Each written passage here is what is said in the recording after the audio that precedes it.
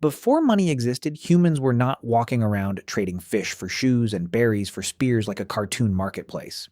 That story is too simple. For most of human history, there were no coins, no bills, no banks, no prices, and no salaries. But people still owed each other. They still cheated each other. They still became rich, powerful, trusted, or hated. The first economy was not made of money. It was made of memory. Today, you can walk into a store, take food from a shelf, tap a piece of plastic against a machine, and leave. The person behind the counter does not know you. They do not know if you are honest. They do not know if you are useful. They do not know if you would share food with them during a famine. And they do not need to know, because somewhere in a bank account you cannot see, a number moves. And because that number moves, a stranger lets you walk away with bread, water, medicine, or almost anything else humans once had to fight, gather, hunt, or beg for. This feels normal to you, but to almost every human who ever lived, it would look like magic. For hundreds of thousands of years, your ancestors lived without money. Not just without credit cards or paper bills, but without prices at all. No rent, no wages, no checkout counters, no bank balances, no little number on a screen telling you how safe tomorrow is allowed to feel. So, how did anything work? Most people imagine barter. A hunter has meat, a toolmaker has a spear, they trade. One fish for one basket, two hides for one knife. This sounds simple, logical, and clean. It is also probably not how most human life worked. Barter can happen. It did happen.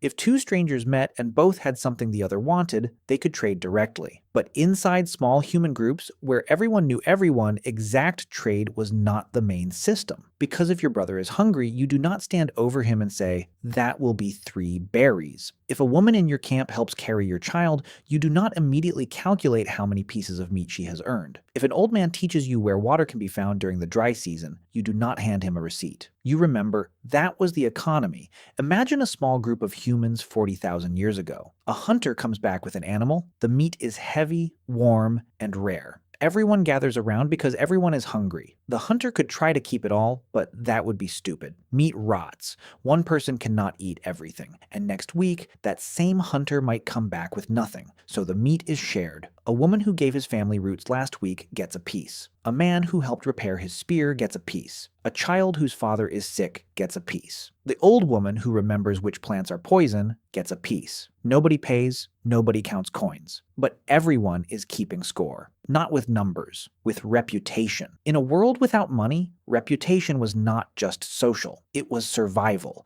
If people remembered you as generous, they helped you when you had nothing. If people remembered you as selfish, they let you go hungry. If people remembered you as brave, they followed you. If they remembered you as dangerous, they watched you carefully. The first bank was not a building, it was the group. And the first ledger was not written on clay or paper. It was written inside human memory. This is why human beings are so obsessed with fairness. Even children notice when someone gets more than they should. Even adults feel anger when a person takes without giving back.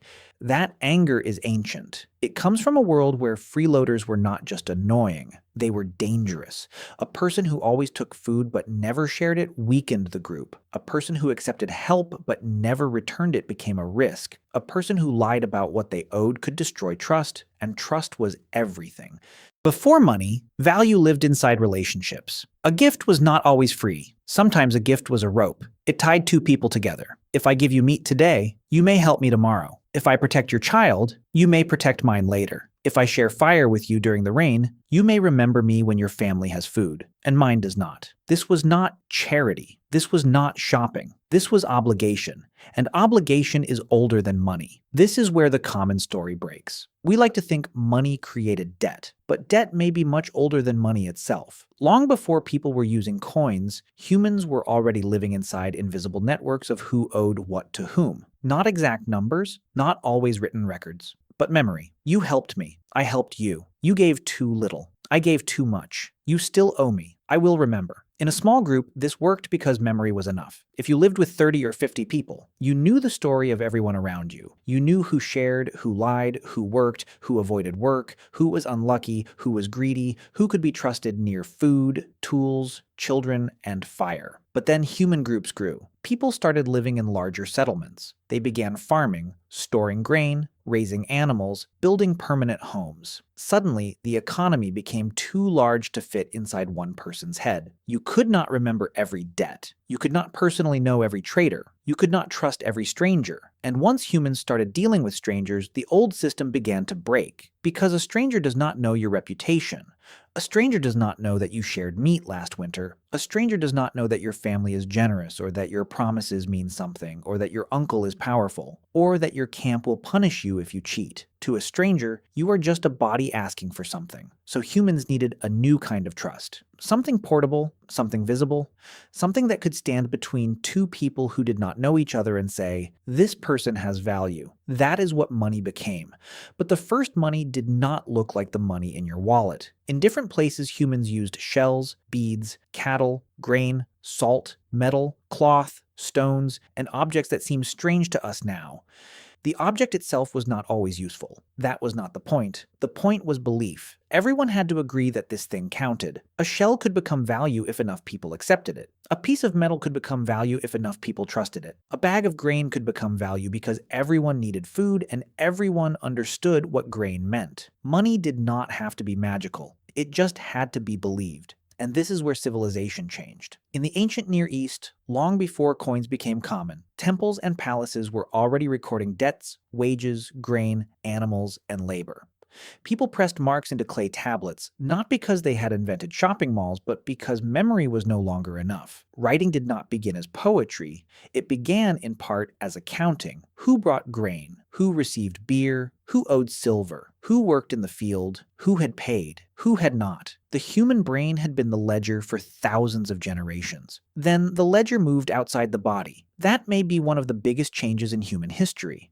Because once debt can be written down, it can outlive memory. It can outlive friendship. It can outlive the person who first made the promise. A favor between two people can become a record. A record can become a law. A law can become a system. And a system can follow you even when nobody personally knows who you are. This is why money feels so different from ordinary objects.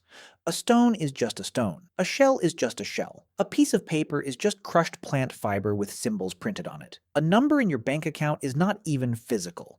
You cannot eat it. You cannot wear it. You cannot build a shelter out of it. But you believe other people will accept it. So it becomes food. It becomes rent. It becomes medicine. It becomes safety. It becomes status. It becomes freedom. And sometimes it becomes fear. Because the fear of not having money is not really fear of paper or metal or missing numbers on a screen.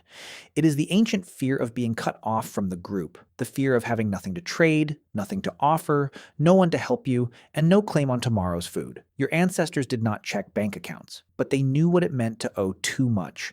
They knew what it meant to be remembered as unreliable. They knew what it meant to need help from people who might refuse. Modern money covers this old fear with apps, banks, cards, bills, salaries, and passwords. But underneath it, the system is still strangely human. Who do you trust? Who owes you? What do you owe? What are you worth? Today, when you tap your card, you are not really handing over value. You are moving a symbol inside a system of belief. A stranger gives you food because the system says you are good for it. A landlord gives you a room because numbers appear on time. A bank lends you money because a record says you can be trusted. It is reputation again. Only now it has been turned into data. Before money, the economy lived in faces, stories, favors, shame, gratitude, and memory. Now it lives in screens. But the strange part is, it never stopped being about belief. The next time you look at a price tag, remember what you are really seeing. Not the true value of an object, not something carved into nature, just an agreement, a shared story, a number that only works because enough people wake up every morning and keep believing in it. Before money, humans did not live without value. They lived in a world where value was personal. If you owed someone, they knew your face. If you cheated someone, people remembered your name. If you were generous, the whole group carried that memory. And maybe that is what money really replaced. Not trade, not value, not even debt. Money replaced the need to remember each other.